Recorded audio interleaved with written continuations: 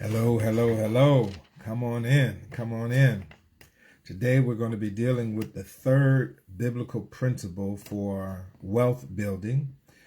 Thank you for stopping by our wealth talks. I've already shared an overview of the 6 major focuses that I'm going to be dealing with. And we have made our way to the third biblical principle. And biblical principles was the first area that I wanted to deal with. So as a quick review, we've already talked about how the love of money and being a wealthy Christian are 2 different things. We've looked at scriptures on that. And the second principle was striving to be a Christian who blesses others is godly. Striving to be a Christian who blesses others is godly. Talked about that. Now today we're talking about how wealth building calls for our being wise stewards of what God has placed in our trust. Wealth building calls for our being wise stewards of what God has placed in our trust. First scripture is Ecclesiastes chapter 11 verse 2. Ecclesiastes chapter 11 verse 2 says, invest in 7 ventures, yes, in 8. You do not know what disaster may come upon the land. So my commentary about this text says, notice this text urges the reader to invest in multiple ventures. A reason for multiple ventures is because you don't know what disaster may come upon the land. This is a great text for building a diversified portfolio of investments instead of putting all of your eggs in one basket. Think about how many people have no investments and Christians who have no concept of passages like this one. The application sentence is, let's be wise investors, all right? So there are too many people who think that wealth building, investing, and all that kind of stuff is secular. And to be a Christian is just spiritual. Pray, sing, positive mental attitude, all that kind of stuff. We got to do better in our thinking. The Bible gives us great principles for wealth building. And one of those principles is found one of the principles is supported by Ecclesiastes 11:2, which teaches us to build this diversified portfolio of investments. Second scripture is found in Luke chapter 19, verse 11 through 27. Luke 19, 11 through 27. This passage is a bit long, so here are some of the summary highlights. A very wealthy man gave his servants an equal share of money to invest for him until he returned. The first 2 servants were rewarded according to their profitability. So the one that did very well was blessed very well. The one who did well was blessed well. But there was a third servant who was punished because he made excuses instead of profit. The very wealthy man is a symbol of God. The servants are symbols of we who claim to be God's people. And the money is a symbol of what God has placed in our trust, many and all. Now I'm trying to figure out what in the world was I trying to say in my notes here. The money is a symbol of what God has placed in our trust. That's supposed to be money and all. So God has given us more than just money. So we should be a wise steward of all that God has placed in our trust. Our health, our mindset, our relationships, the ability to serve the Lord, all of that we should be wise stewards of. And we should be a wise steward of the money. So we try to put those in separate camps, separate buckets for some reason, perhaps to excuse us from the responsibility of being a financial steward, being a steward of our finances. So here's my quick commentary on that. Notice that God expects some profit from what he has entrusted to us. God will bless us at our level of faithfulness. but he doesn't tolerate excuses very well. We may not do as well as others, but we should make some progress.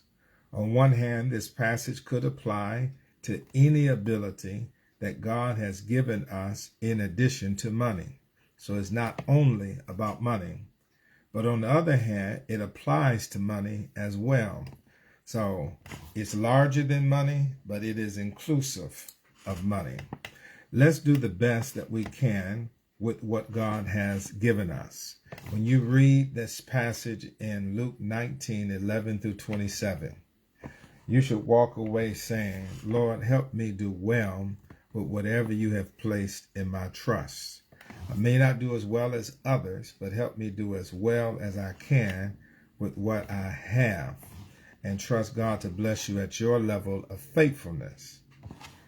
You should also feel the pressure to not make excuses. You ought to do something with what you have, so you do not suffer the fate of the unprofitable, lazy servant in the text. Then the last passage of scripture I'm going to lift in this talk is Hosea chapter 4, verse 6a. Hosea chapter 4, verse 6a. A means the A portion. It says, my people are destroyed from lack of knowledge. My people are destroyed from lack of knowledge. Notice, here's my commentary. Notice the ideal of a lack of knowledge leading to God's people being destroyed. This ideal is applicable to wealth building also. If you don't have the knowledge to build wealth, you are likely to not build any. Given all of the knowledge available via YouTube, the internet, Amazon, most people are really without excuse for not having any knowledge. All right? So I'm sure we'll find somebody who's poor, can't read something. We'll find an excuse. But most people can get some knowledge. YouTube is free. A lot of stuff on internet is free. Amazon got digital books, which are much cheaper than the paper books. You can get some knowledge. However, knowledge without application of the knowledge is not enough.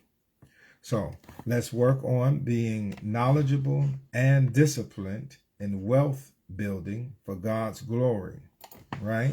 So let's work on being knowledgeable and disciplined wealth builders for God's glory, right? So I think some of the problem we might have in our churches is that wealth building is so secularized in our thinking that we think money is the root of evil.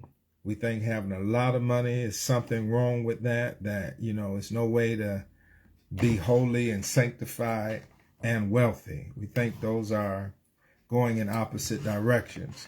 But I think if you study the Bible, if you can get past what church folk are saying and study the Bible, you discover that there are some good principles here about how to build wealth. So we are wrapping up our Bible study talks because the next time we gather, we're going to be getting into more practical wealth building information. But I wanted to lay some kind of a biblical groundwork for my Christian brothers and sisters. And I know that I got some friends out there who are not Christian, not into all this Bible stuff. And perhaps we'll talk about that at a later point.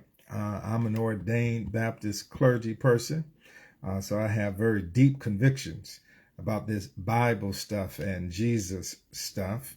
However, you don't have to be a Christian to be wealthy, but you may discover your wealth is not as satisfying as you want it to be if you don't have Jesus. That's another sermon, but I just had to throw that little jab in there.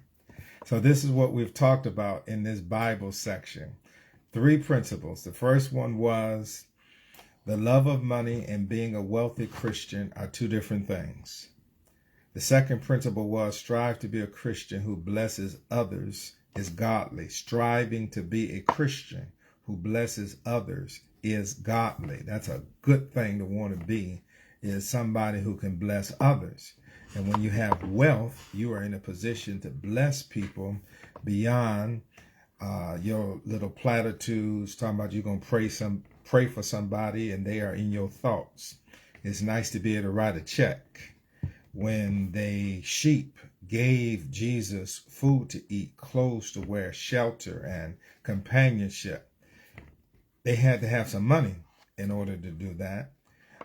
And then the third principle was wealth building calls for our being wise stewards of what God has placed in our trust. How do we become wealthy? Do we just pray about it and the Lord drop $1 million in our lap? Do we just keep going to church and make notes on all of the sermons and learn all of the verses to the hymns and God bless us with all this wealth? No, we got to learn and we got to do those things that help us build wealth. And that's what we're going to be talking about as this series of messages go on. So we've covered our first area, biblical principles. And the next area is going to deal with the what and the why. So we're going to be talking about what is wealth, how much wealth do we need, and why is it important to have wealth. All right. Thank you all for hanging out with me.